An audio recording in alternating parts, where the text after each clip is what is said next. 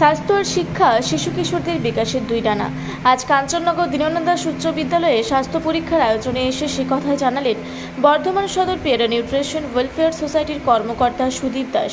প্রায় 300 ছাত্রছাত্রীর উচ্চতা, ওজন, রক্তচাপ, চোখ, হাড় তথা অন্যান্য সমস্যা নিয়ে আলাপচারিতার মাধ্যমে স্বাস্থ্যের হাল হুকিকো জানালেন সোসাইটির স্বাস্থ্য আধিকারিক ঐন্দ্রিলা সাধুকা। বিদ্যালয়ের ভারপ্রাপ্ত শিক্ষিকা সুনিতা সাহা জানালেন, আমাদের বিদ্যালয়ে বছরে অন্তত 4-5টি বিনামূল্যে স্বাস্থ্য শিবির হয়ে থাকে, যা ওই প্রত্যন্ত অঞ্চলের দারিদ্র্য সীমার আশেপাশে থাকা ছাত্রছাত্রীদের মহা উপকার করে। প্রধান শিক্ষক ডক্টর সুভাষচন্দ্র দত্ত বিদ্যালয়ের প্রতিষ্ঠাতা প্রাণপুরুষ দীননাথ দাসের কর্মজীবন উল্লেখ করে বলেন, মিডল স্কুলের সঙ্গে চ্যারিটেবল হসপিটাল প্রতিষ্ঠা করে দীননাথ বুঝিয়ে দিয়েছিলেন আমাদের প্রায়োরিটি কী হওয়া উচিত। পুষ্টিবাগানী পরিচর্যা করে এবং নিয়মিত স্বাস্থ্য শিবির আয়োজন করে আমরা তারই আদর্শ বহন করে নিয়ে চলেছি। ধন্যবাদ জানায় বর্ধমান সদর পেয়ারা নিউট্রিশন ওয়েলফেয়ার সোসাইটিকেও। আজ কাঞ্চননগর দীননাথ দাস স্কুলে পেয়ারের সদর পেয়ারা নিউট্রিশনের তত্ত্বাবধানে আমাদের হেলথ চেক আপ হয়। তাতে 8, 9, 10-এর সমস্ত ছাত্রছাত্রী যারা 15 বছরের মধ্যে তাদের হেলথ চেক আপ করেন দুজন ম্যাডাম, এবং শনিবারও আসবেন। তাতে হেলথ চেক আপে তারা ওয়েট নেয়, হাইট নেয়, এবং তার সঙ্গে সঙ্গে যেটা বিশেষ বৈশিষ্ট্য হচ্ছে ব্লাড প্রেশার তারা মাপে। এর ফলে আমাদের ভবিষ্যতের যে একটা ছাত্র বা ছাত্রীর স্বাস্থ্য সম্পর্কে জানা যাবে। এবং দীননাথ দাসের যে ঐতিহ্য শিক্ষা এবং স্বাস্থ্য, উনি বিনা পয়সায় গরিবদের জন্য শিক্ষা এবং স্বাস্থ্য করেছিলেন।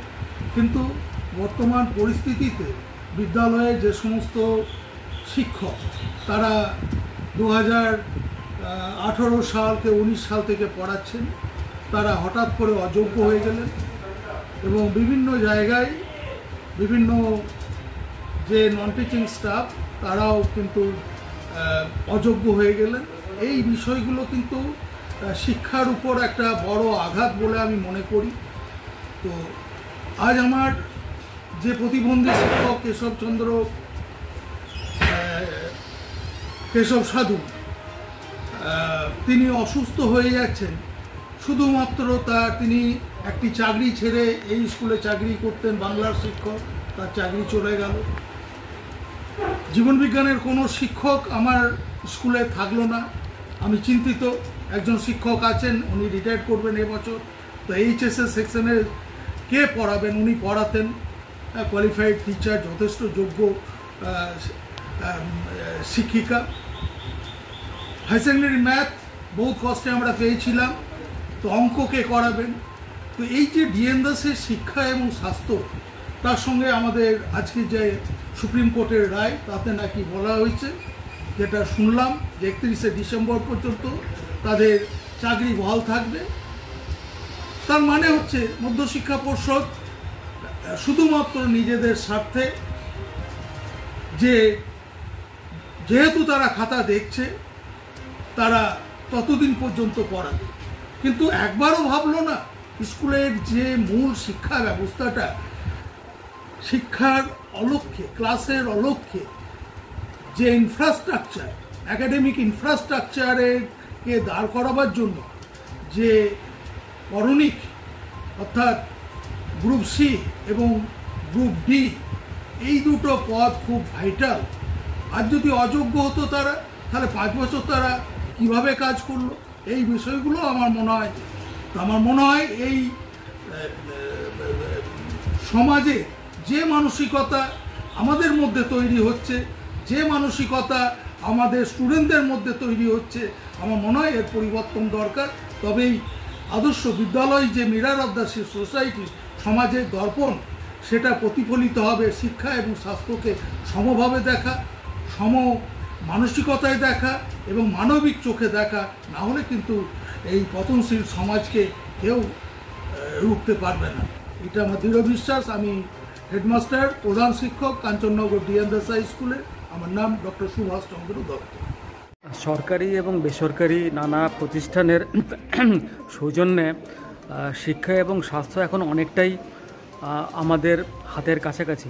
তা সত্ত্বেও ছোটরা, বিশেষ করে স্কুলের যে সমস্ত ছাত্রছাত্রী, তাদের দেখি আমরা মাঝে মধ্যেই নানা রকম রোগ বা নানা ধরনের শারীরিক অসুবিধার মধ্যে থাকতে। তো এগুলো একটা বরাবরের সমস্যা যারা বিভিন্ন শিক্ষা প্রতিষ্ঠানে আছেন, বিশেষ করে ছোটদের স্কুলে তাদের ফেস করতে হয়। Kanchannagar DN Das high school এই ব্যাপারে খুবই সজাগ এবং সতর্ক থাকে, যার জন্যে বছরে অন্ততপক্ষে 3-4টি বিনামূল্যে স্বাস্থ্য শিবির এর আয়োজন করা হয় এবং আমরা দেখি যাতে করে তারা পরিষেবা পায়, ডাক্তারি পরামর্শ, সৎ পরামর্শ এবং যতটা সম্ভব ফ্রি মেডিসিন লোকালি অ্যারেঞ্জ করা যেতে পারে। চোখের অনেকেরই রোগ থাকে, ভিটামিন এর অভাব এবং অন্যান্য কিছু কারণ, সেখানেও আমরা বিনামূল্যে চশমা ইত্যাদি সরবরাহের ব্যবস্থা করি বিভিন্ন এনজিওর মাধ্যমে। তো আজকেও বর্ধমানে পেয়ারা নিউট্রিশনাল যে ওয়েলফেয়ার সোসাইটি তারা আজকে এসেছিলেন এবং আমাদের প্রায় 350-400-ও বেশি কিছু ছেলে মেয়েকে তারা স্বাস্থ্য পরীক্ষা করেন।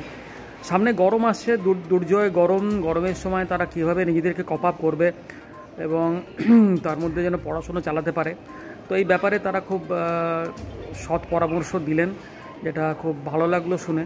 আশা করি সবাই আমার উপকৃত হয়েছে। আজ কাঞ্চননগর ডিএন দাস হাই স্কুলে পেয়ারা নিউট্রিশন ওয়েলফেয়ার সোসাইটি থেকে একটি হেলথ কেয়ার ক্যাম্প করা হয়েছিল। সেখানে ক্লাস 8, 9 এবং 10-এর ছাত্রছাত্রীদের হেলথ চেক আপ হলো। সেখানে তাদের ওজন মাপা হলো, তাদের উচ্চতা মাপা হলো এবং তাদের প্রেশারও দেখা হলো। এছাড়াও এই যে তাপপ্রবাহ আসছে, সেই তাপপ্রবাহে তারা কীভাবে নিজেদেরকে যত্ন নেবে, নিজেদের প্রতি যত্ন নেবে, সেই বিষয়ে আলোচনা করা হলো। এইভাবে আজকে সারাদিন ব্যাপী এই ক্যাম্প চলেছে স্কুলে। খুবই সুন্দরভাবে ক্যাম্পটি চলেছে। পূর্ব বর্ধমান থেকে দেবাশিস ঘোষের সঙ্গে কুহেলি নস্করের রিপোর্ট, রূপসী বাংলা মিডিয়া।